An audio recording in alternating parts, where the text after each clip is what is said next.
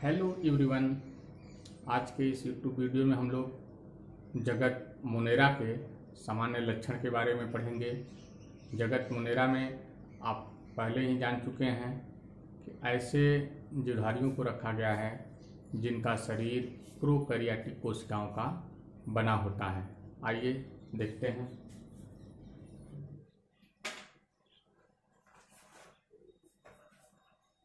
सबसे पहला पॉइंट मुनेरा के लिए कि इस जगत के सभी जीवधारियों का शरीर प्रोकैरियोटिक कोशिकाओं का बना होता है। किसका बना होता है? प्रोकैरियोटिक कोशिकाओं का।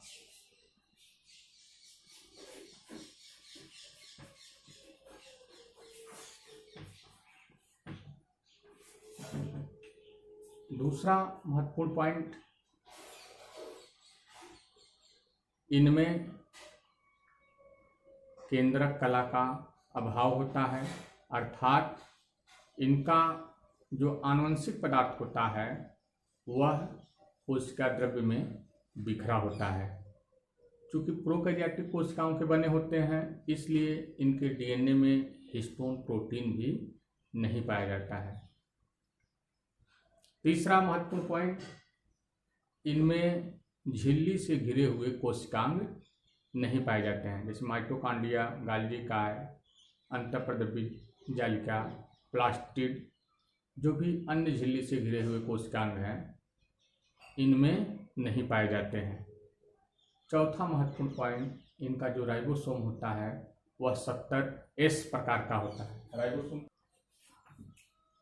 Membrane bound cell organelles absent. चौथा, राइबोसोम 70S टाइप के होते हैं। और पांचवा, इनमें जनन जो होता है अलैंगिक विधि से होता है। जनन अलैंगिक विधि से होता है। छठा महत्वपूर्ण जो है, लैंगिक विधि से जनन नहीं होता है। कुछ जीवधारियों में जेनेटिक रिकॉम्बिनेशन कुछ विधियों के द्वारा होता है। ये इसके इम्पॉर्टेंट फीचर्स हैं। इसमें कैसे जीवधारी, कुछ उदाहरण आप जान जाइए। जीवाणु, नीले हरे शैवाल, माइकोप्लाज्मा, आर्कीबैक्टीरिया इस जगत के अंतर्गत रखे गए हैं।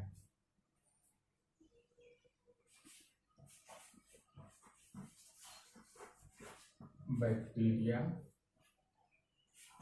आर्कीबैक्टीरिया,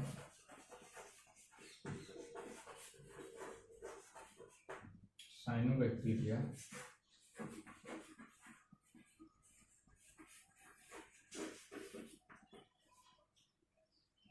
अब इसके बाद हम लोग इसका मुनेरा का वर्गीकरण देखते हैं। जगत मुनेरा को दो भागों में डिवाइड किया गया है। पहला यूबैक्टीरिया और दूसरा आर्कीबैक्टीरिया। यूबैक्टीरिया और आर्कीबैक्टीरिया में क्या अंतर होता है, इसे मैं पिछले वीडियो में जब जीवन के 3 डोमेन की संकल्पना बता रहे थे उस समय हमने समझाया था। एक बार फिर से रिवाइज में करा देता हूँ। जो यूबैक्टीरिया होते हैं उनकी कोशिका भित्ति में पेप्टिडोग्लाइकान पाया जाता है, जबकि आर्कीबैक्टीरिया में पेप्टिडोग्लाइकान नहीं होता है। पेप्टिडोग्लाइकान एक पॉलीसैकेराइड है, हेटेरो पॉलीमर होता है जिसमें एन एसिटिल ग्लूकोजामाइन तथा एन एसिटिल म्यूरामिक एसिड से मिलकर के यह बना होता है। दूसरा महत्वपूर्ण पॉइंट, यूबैक्टीरिया में अनब्रांच्ड फैटी एसिड कोशिका कला में पाया जाता है। यूबैक्टीरिया की कोशिका कला में अनब्रांच्ड फैटी एसिड पाया जाता है, जबकि आर्कीबैक्टीरिया में ब्रांच्ड फैटी एसिड पाया जाता है, शाखित वसी अम्ल पाया जाता है। और इसी शाखित वसी अम्ल की उपस्थिति के कारण ही ये आर्कीबैक्टीरिया बहुत ही एक्सट्रीम कंडीशंस में सर्वाइव कर लेते हैं। बहुत अधिक टेम्परेचर, बहुत अधिक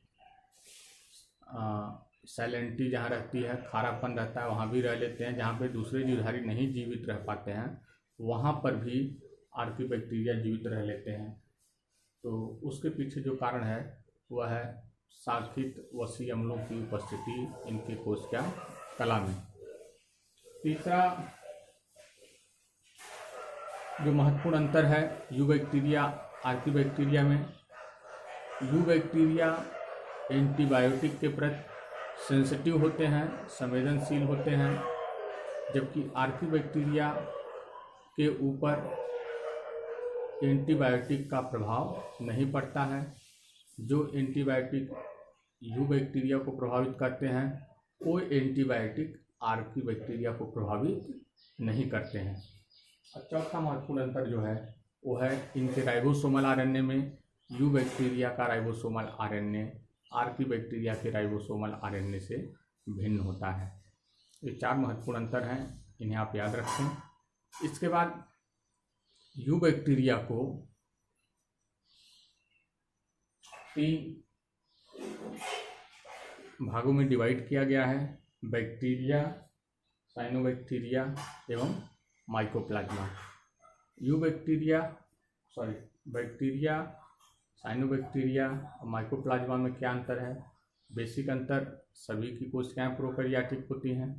सबसे पहले हम माइकोप्लाज्मा को जान लें, इन दोनों से कैसे भिन्न है। माइकोप्लाज्मा में कोशिका भित्ति नहीं पाया जाता है, सेल वॉल नहीं होता है और पृथ्वी पर ज्ञात सबसे छोटी कोशिकाएं माइकोप्लाज्मा की ही होती हैं। तो माइकोप्लाज्मा अन्य सभी से कैसे भिन्न है? क्योंकि इसमें कोशिका भित्ति नहीं पाया जाता है। अब बैक्टीरिया साइनोबैक्टीरिया में क्या अंतर है? बैक्टीरिया में कुछ बैक्टीरिया में पर्णहरिम पाया जाता है जिसको हम बैक्टीरियो क्लोरोफिल कहते हैं, लेकिन प्रकाश संश्लेषण की क्रिया में कभी भी ऑक्सीजन नहीं निकलता है। और साइनोबैक्टीरिया में, सभी साइनोबैक्टीरिया में क्लोरोफिल ए पाया जाता है और प्रकाश संश्लेषण की क्रिया के द्वारा ये अपना भोजन खुद बनाते हैं और साथ ही साथ इनमें जब प्रकाश संश्लेषण होता है तो ऑक्सीजन गैस निकलती है। यानी साइनोबैक्टीरिया ऑटोट्रॉफिक होते हैं, अपना भोजन खुद बनाते हैं और जब प्रकाश संश्लेषण की क्रिया करते हैं तो ऑक्सीजन गैस बाहर निकलती है।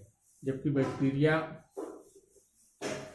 परजीवी भी होते हैं, मृतोपजीवी भी होते हैं और कुछ ऑटोट्रॉफिक होते हैं, कुछ फोटोसिंथेटिक होते हैं, कुछ कीमोसिंथेटिक होते हैं। जो फोटोसिंथेटिक होते भी हैं उनमें प्रकाश संश्लेषण होता तो है लेकिन कभी भी ऑक्सीजन का उत्सर्जन नहीं होता है, अनऑक्सीजनिक फोटोसिंथेसिस होता है इसमें। तो ये मेन अंतर है। और अब हम लोग थोड़ा सा प्रकाश डालेंगे इनके